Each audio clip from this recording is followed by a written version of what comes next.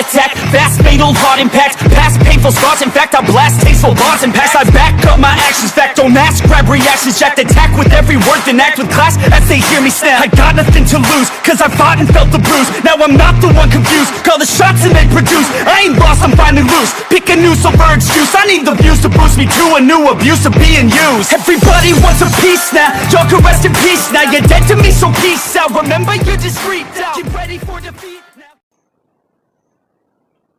You're tired. Sleep now. Sleep, Chimera. Soon you shall be complete. Alrighty now. Hello everybody. This is Kira's show here. And whenever we last left off with this series, it has been quite a wild ride. It has been roughly 3 months since everything has started. The dragon incident. And a lot of things have been happening. The Japanese government, they have learned quite a bit of research from this beast. And they have been debating and talking about possible reasons for acceptable losses. This dragon thing, who knows exactly how big it can be? And if it does take down that city, it is quite possible that it will just simply move to the next, get bigger and bigger and become a global threat, and slowly begin to take down the entire country. Thinking that while it is still in that one city, they might have to resort to the nuclear option. And telling and ordering the hero organization to withdraw, so that they may continue on with some plans. However, the hero organization refused, and simply kept going. You do have Endeavor, the former #1 hero. He did have to stand up for everyone, yelling and stating to the authorities or anyone in charge who would listen to him that residing from the city is to simply give up on humanity. And he did want to stay behind, especially since most of his family is here. Todoroki is still inside the city, and you also do have the former #1 All Might also. He tried talking, but no one listened. Now, back with our characters. Now, the guy... Shit, I just googled his name. Crap. Kichimura, I believe it's called. The guy who's obsessed with Rize, who I looked into it, is apparently her cousin. Anyways, they share the same grandfather. Not, well, half cousin, basically. I'm not going to go into the logistics of it, but somehow they're both related. Illegitimate, different. Grandfather the same, parents different. Anyways, now, with that out of the way, it's a bit weird, and I'm not going to get into it. Kichimura, he has been trying to throw things around and give orders. And he was a bit distraught. He thought that Inko might be inside of that monstrosity, or that beast. However, it was quite a surprise to find Midoriya. However, this did actually give way and ideas towards more of his research. Inko is already dead, and the CCG, they simply have not had time to get into their research and properly dispose of her body, so it is somewhere. Now, Kichimura, he is, however, intrigued to find his nephew, who he sees. He sees his nephew simply just floating in an orb. Or, well, a giant sack. And he simply just asks how long has he been here? Them not too sure. However, they do inform him that Midori has simply been here for a roughly around possibly 3 months. They don't exactly know.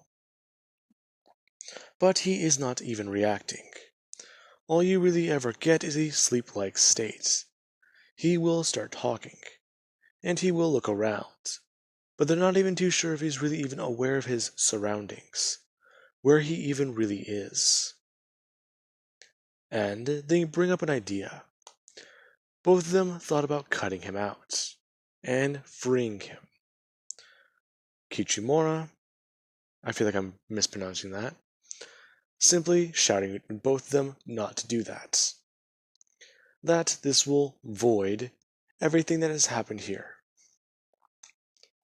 And they're confused by that. As they state the second plan, try and get him to reabsorb Dragon. It is currently unknown as to what is going on inside of his mind, or if he is even still in there. And they want to try and get his attention, get him back to the real world. Kichimura, he can somewhat sympathize with that and agree. However, if they take him out of Dragon now, it might just simply collapse. He's possibly going to hatch soon. It is unknown. However, all this research is going to be gone if Japan, the government, nukes the place. So, reluctantly, he's going to have to go to Plan B. Informing both these two on exactly what they need to do.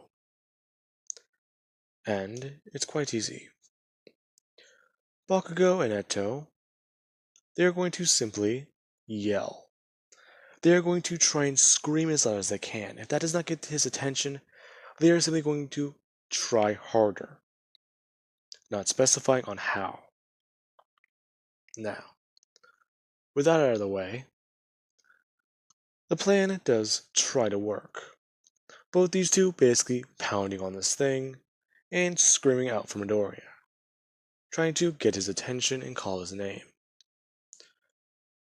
Midoriya does somewhat respond, and at least try to interact with them. He does occasionally look at them and try to say something, before simply going back to being dormant.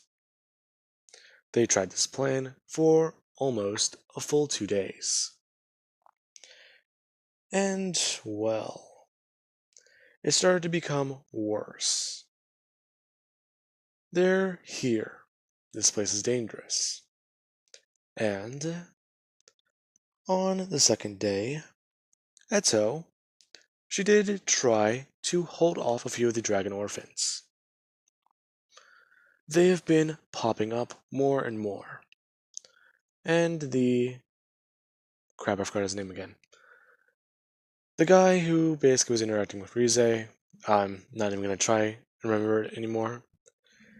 He simply told both of them that it is not going to work. However, Bakugo did notice something. Whenever Eto was fighting off the dragon orphans and her Kakuja, Midoriya seemed to be reacting, and she tried to use her explosions, creating loud sounds in the air to get his attention. It's not working. As she falls onto her hands and knees, and begins to scream out in anger. Now, with that being said, let us cut into Midoriya's perspective. He is still battling against Dragon. Both these two going back and forth on everything. Midoriya is simply just trying to overpower him in a battle, seeing it as physical, while for Dragon, it's not. He's basically trapped in a prison, believing that there is a way to escape. However, he just doesn't have the right key. Now, Midori has been doing this for a while, and as whenever he does hear it, a large boom, as the void he's been in somewhat cracks, and light pierces through, as there's another loud boom, and the area does shake, Midoriya actually wincing in pain, before his eyes do open. Midoriya inside this giant cocoon simply just looks around, and he looks forwards, watching as Eto is currently succumbing to the dragon, RC cells. She's currently on her hands and knees and coughing up quite a storm, while her Kagune on her back, she's simply trying to slice it around, and simply attack, making it worse on her, with the effects. Now, with that being said, Midoriya screams out, or at least tries to, nothing but bubbles coming out of his mouth, and trying to move, finding that most of his lower body seems to be stuck in the substance, looking down to see it, before trying to get Bakugo's attention, screaming out louder. Bakugo looking up and seeing Midoriya. He is at least awake or conscious. Midoriya just screaming out and trying to get through. Before Midoriya looks at something behind Bakugo, and she simply turns. Midoriya trying to attack, trying to do something, trying to release his Kagune, trying to simply help her, protect her, save her. Now, this is whenever Dragon, he reacts to Midoriya's will, and this orphan, before it can slice its hand downwards, simply stops, as it does one thing. It simply explodes. Not exactly what Midoriya wanted, but Bakugo, she was exposed, and she quickly falls against this thing, before slumming onto the ground. Midoriya just trying to move, and trying to get out. He ordered Dragon, so he orders him to return, give him power, make anything he wishes come true, spouting off any nonsense that he can, and simply ordering him around. Dragon does not listen to any of these orders. However, he does listen to one. Midoriya simply told him to fix them. And he began, simply sprouting something out of the ground and around them, as it simply wrapped around them and pulled them down. Midoriya screaming out in anger, and his emotions showing through. Midoriya trying to do this for a bit of time. He's conscious, but he can't move. And he tries to talk with Dragon. It's not a, conscious conversation, you could say. Both of them are connected, and Midoriya informs Dragon. Everywhere underneath the bend of his elbows and underneath parts of his ribs are completely covered, while everything above those areas is exposed. And Midoriya simply orders Dragon to release him. Let him go. Dragon informing Midoriya that if he does release him, he will not be human.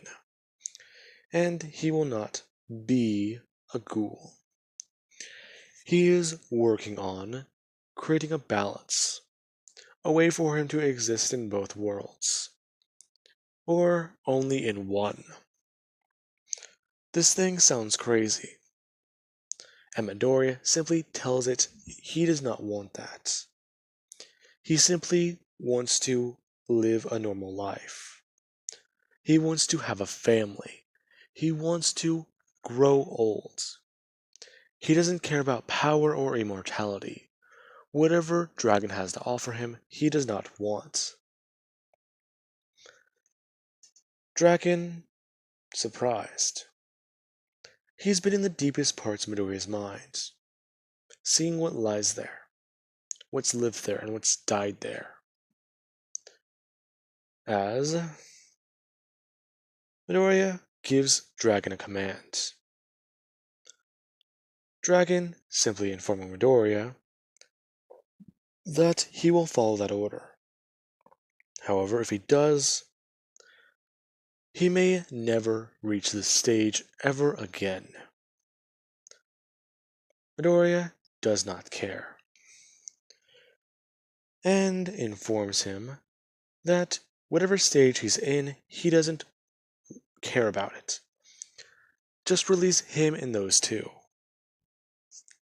and disappear forever. Now, Dragon, he is then given his final command. Return to Midoriya. As he simply listens, trying to return to Midoriya's body.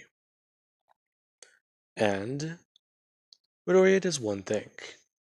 The pod suddenly breaking and smashing around him, as Midoriya takes in a deep breath of air.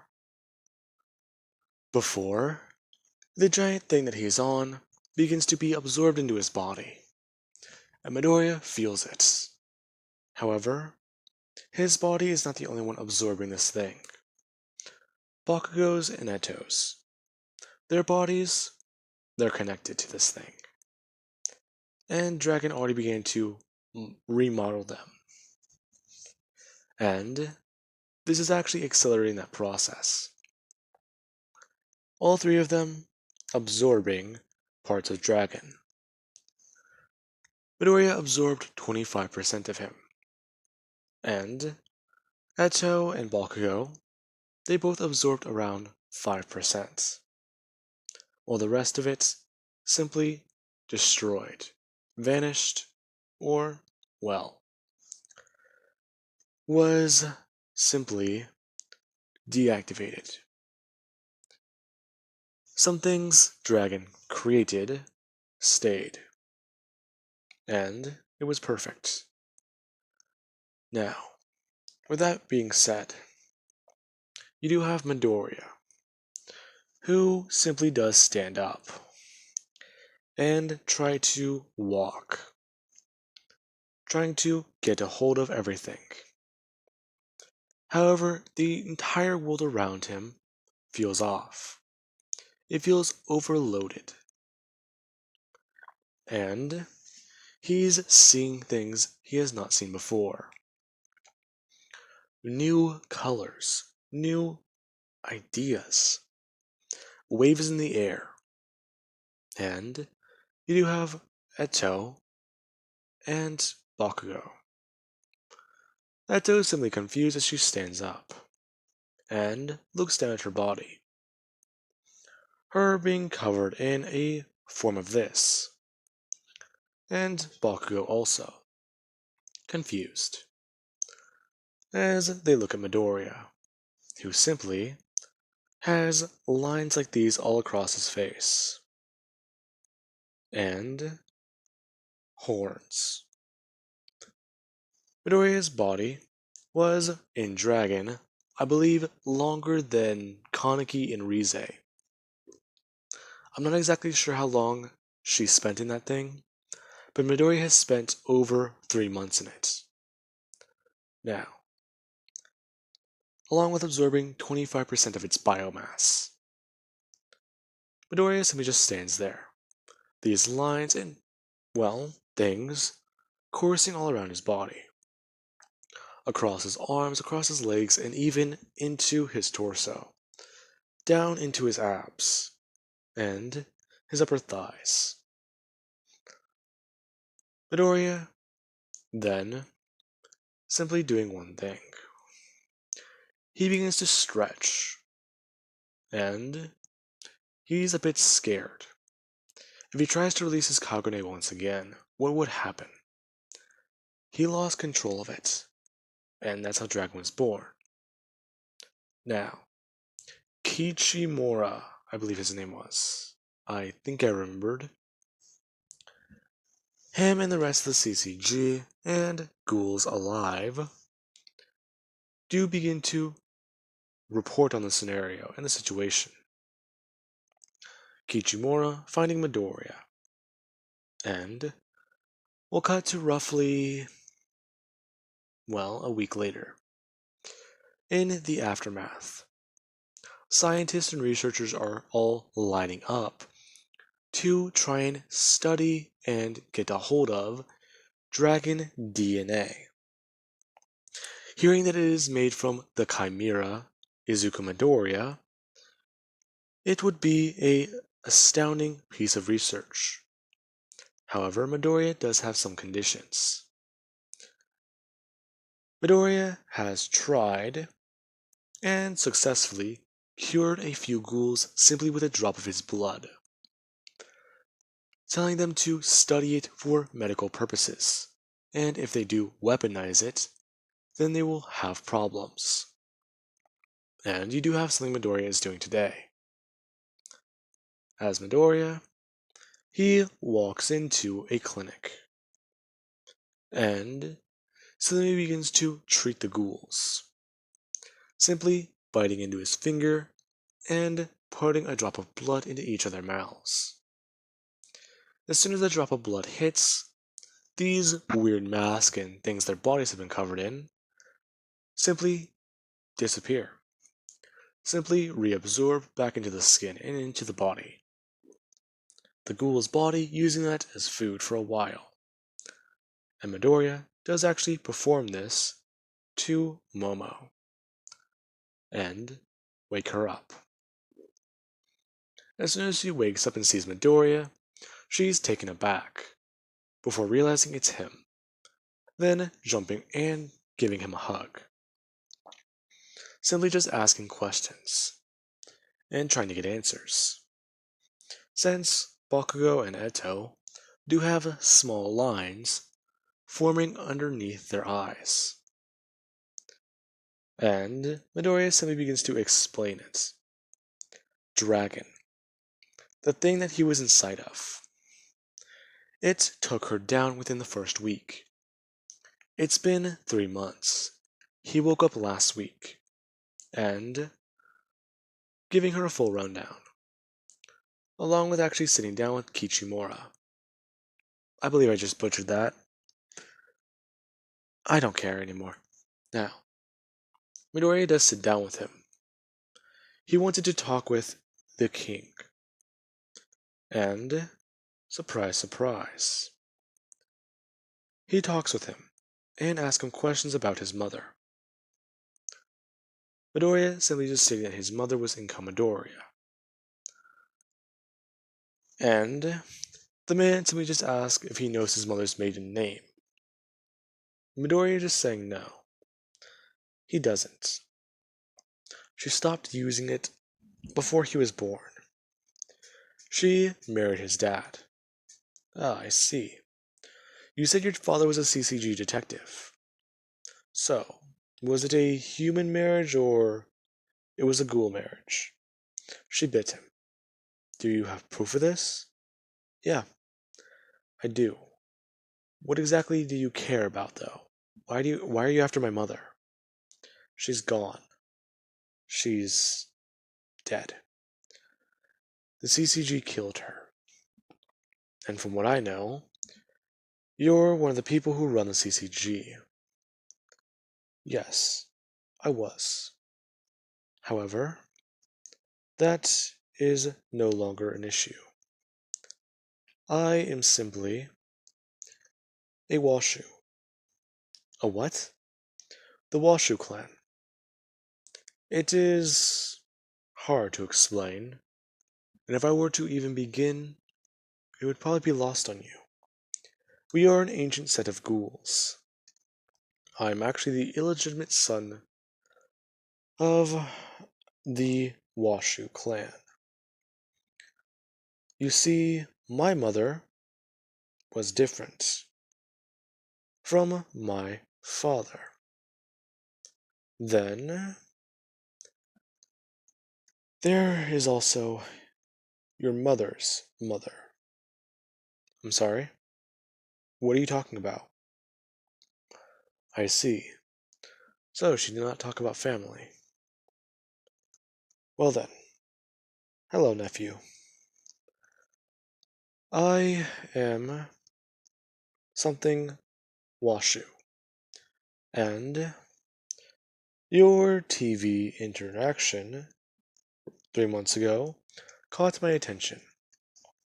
Inko is not a name I've heard of in a long time, and I believe I can show you your mother's origins.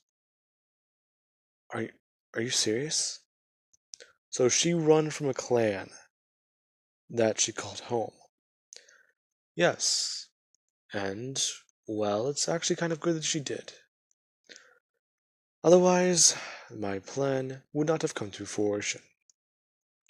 Really? And what was your plan?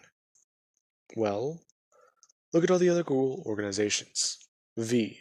They stopped. The Washu clan, the White Suits, and the CCG. I believe even the clowns. They've all come to peace. Peace? You're joking. This isn't peace. I know as soon as all this is over, you are simply going to get back onto hunting us. Midoriya is simply standing up and going to release his Kagune. He is scared of what's about to happen, scared that he might release Dragon once more. But as this guy is a ghoul, he is going to have to defend himself. As he releases it a little bit, and the entire back portion of his spine does this. Now, the Washu guy simply is intrigued, watching that happen. And he informs Midoriya that he simply wants to have a conversation and to talk. The CCG is not being the CCG will not be hunting down ghouls anymore. In fact, we are going to try and make peace and try and resolve the world that you have created. You actually did bring a portion of my plan through to fruition. And what was that? Dragon. I've always wanted to see it in my lifetime. And I have. However, I always thought that your mother would be here to see it. She would have been lovely. Okay. Anyways, I'm still kind of confused. Don't be. Listen, just here. The man simply handing Midoriya a card with a phone number and an address, telling him that whenever he wants to know something, simply just give it a call. He does have to go back, and if it does make him feel any better, the CCG's hunting tactics are now being focused onto research, studying Dragon and making sure that it is simply going to be used for good, no longer weaponization. In fact, we believe that that time is past. I'm sorry. I know this is out of the blue. The world you strive to create kind of brought forwards due to turning roughly around, what was it? I believe 75,000 people into ghouls. Then, I believe feasting upon roughly half of that number we are still trying to figure it all out. and missing persons are only being attributed to Dragon's murders. Yeah, you're not really making me feel any better. I'm not trying to. I'm simply just listing off facts. Okay. Anyways, yeah, I'll give you a call whenever I think it's good. Now, with that being said, let us cut to roughly about, well, let's say 6 years later. And you do have Midoriya. He has been living a bit of an odd life. In the past 6 years, he is looked upon as the king. And that title actually did start to mean something. Most of the people who were turned into ghouls against Dragon have tried taking on many different cures for their condition. And others were simply trying to get accustomed to their new lives, their situation. And Midoriya, Eto, Momo, and Bakugo, they all simply decided to form their own city, their own place. Now, this place, there's not really a very good name for it. More or less, you do have the Yagirozu estate. It has been destroyed, devastated, and even, well, broken into and lit on fire. They had to completely scrap the place. And they used the vast area and open expenses to begin creating a place. A safe haven for ghouls. A Genosha, if you will. If any of you are familiar with Marvel and the mutants. Now, you do have Midoriya, who became the leader. And you do have today, as he is simply walking through his house. He's gotten everything that he needs. He's got chocolate, food, diapers, milk, other things and other things on his list. As he does actually run in. Running into the house, then setting everything down. Another version handing off the list to the other guy, simply grabbing it and looking it over, before simply just tossing the list across the room, and it being picked out of the air with a Kagune hand, and being pulled over. The other person looking on the list and checking off some things that they did. And kids running around. As you do have Midoriya's children. Midoriya's, well, 3 kids. They are all roughly around the same age, 5 years old. After the incident with Dragon, and trying to get everything set up and started, it was a rocky start. After they got things started, Midoriya and his brides settled in. They had a bit of a ceremony or a party, you could say. I would just straight out say it, but I'm honestly a bit too tired to just say they fucked. Yeah, I said it. Anyways. Now, Midoriya, I'm probably gonna keep that in, honestly. Yeah, I'm keeping it in. Anyways, now, Midoriya, he also does have one of his other children. The child he has with Eto, the 3-year-old, is crying a bit, and another version of him is simply rocking her in the air. He's holding her high into the room, and she actually does like throwing out her hands and pretending like she's flying. Her simply having a red eye, and part of her mother's hair color.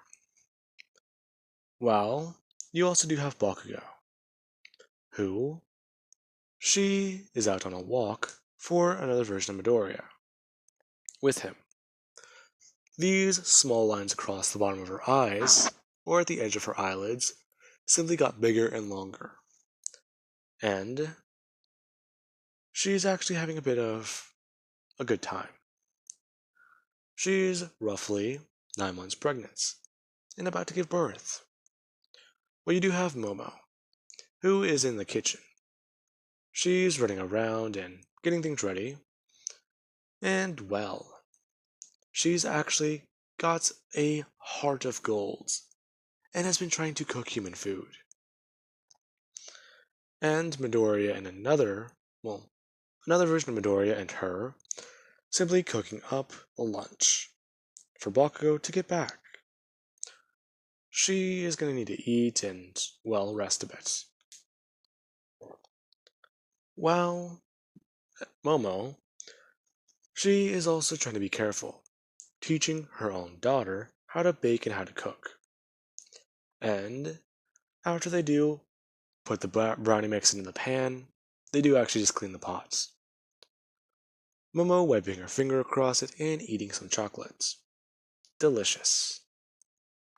Well, Midoriya, he does the same thing. And he does actually have a bit of a laugh. And Eto, she is simply typing away at the coffee table. As the other version of Midoriya does actually just walk in, setting down a coffee and beginning to type away on another typewriter. The two going back and forth on some ideas for a book. Eto has already become a very, very famous person.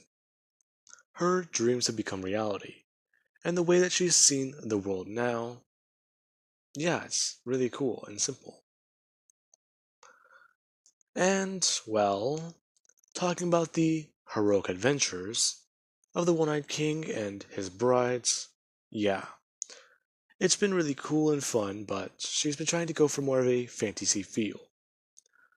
Even thinking about a story of a young hero. Now, along with that, you also do have Midoriya. He's simply spread too far thin.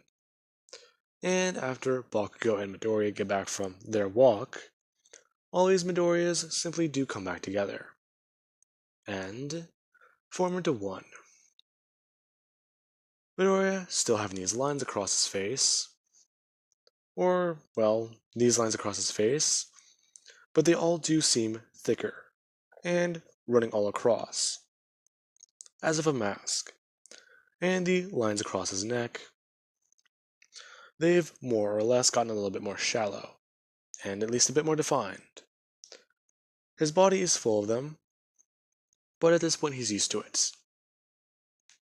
And he actually does ask them how they're doing, and what's going to be for dinner. Momo is just saying that she planned on cooking some actual beef, and trying another one of those recipes. She didn't like the way it tasted last time. Midoriya is just saying that that actually sounds perfect. Now, a bit of an explanation. Development on dragon research, or, well, drugs, you can say, for medical reasons, have yielded great effects. Ghouls no longer have to eat human meat. They still can, and they do get those greater effects, or massive increase to themselves, but they can now eat human food. And this town built around the manor, you could say, simply has become quite its own place. Many people here are enjoying it. Man, they like the lives they have. As they do actually come to Midoriya sometimes and ask for advice, along with a little bit of help. Midoriya's become somewhat of a doctor, too. He's studied his own biology, and written down some of the odd things. He can simply manifest his own Kakuja outside of his body. Whenever he does go to form it around his back, he not only discovered somewhat of a new form, But he also did discover that the owl form simply tears off of his body and becomes its own thing, completely separate from him. He can order it around and make it do anything he wants. Now, his other abilities are massively increased, but I'm not going to go into them since this is the end of our story. Midoriya helps people out. He's become a hero. He's made peace for his people, and they no longer have to hide. They no longer have to fear. They no longer have to hide in the shadows. They can go anywhere they want, and they can wear their eyes with pride. They don't have to hide them. Many ghouls simply doing this, and being treated as regular people, not feared anymore. And, well, yeah, the One-Eyed King does actually get into a conference call with some other people in the government, and they do begin to ask about certain things. What's going on with the town, if they will need any extra resources. Midoriya informing them that the town is actually developing quite nicely, and the way things are here, well, surprisingly, their reserves of human flesh, they don't really even need to touch. They've mainly just been focusing on farming, agriculture, and, well, actually, pigs, sheep, cow, you name it. Most of the ghouls here, well, I guess you shouldn't really be surprised, are actually really intrigued by human cuisine. And actually, so am I. One of my wives is actually making something that I haven't really even heard of or tried. And, well, I do thank you guys for sending that basket out here. Then again, cheese was weird. How do you guys eat it? Well, I mean, what did you do with it? I just bit into it? You're not supposed to do that. Mr. Midoriya, you're supposed to use it for certain recipes. Like a grilled cheese, you could put it in a tortilla, and, well, the list goes on. Yeah, but you did have to know, I didn't really know I could eat anything until I smelled someone cook something. And you know how long that took me? Ah, I see. So, I do believe that that does at least wrap up our call. Now, I do also have a question. Yes, sir? Who is that behind you? Midoriya turning around and seeing one of his sons. And so just telling his son to walk over. The boy coming into view as people do see these lines across his face. And the weird shape his eyes are. His eyes do seem to focus more on the red. And he actually does have those veins coming out and down his face, as the boy introduces himself as his son. The son that he has with, well, Bakugo. Midoriya is then just telling his son that he does have to let these people go, and that go see if his mother does need any help. The boy quickly running off, and Midoriya hanging up the video call. Then going outside and watching what's happening. The way his people are, and he does actually help a few of them. Heading to a coffee shop and trying some of the unique flavors they have. Before coming home with a ginormous bag of coffee over his shoulder. And, well, resupplying their pantry with it. Now, I do believe that that wraps up this series in a quaint little bow.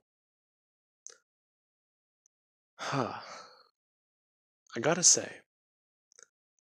this series It is not only is it long, it's not even the longest on my channel, but you guys know the feeling I get whenever I finish a whenever I get done with a series. I just get this like small tear in my heart. Like it's something I've made, it's something I've done. Finishing it after such a long time, it's hard to let go. Wow, I'm actually somewhat starting to tear up. Damn it. Anyways, yeah. But this series was one I've wanted to do for a long time.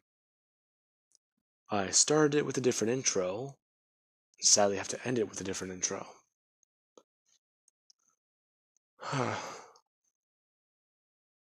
Sorry guys. I'm actually a bit tired today and exhausted, but yeah, I did want to get this video out and get it done. So if I don't seem very interested in this video right now, it's because I'm basically staring at a cup of tea I actually want to drink. And it's probably gone cold right now. Actually, yeah, it's still a bit warm. Anyways, Jesus, I'm ranting again. Anyways, guys, I do hope you enjoyed the series, and have an amazing night. And, well, I do hope I can do a villain version of this one day. I think that would be interesting.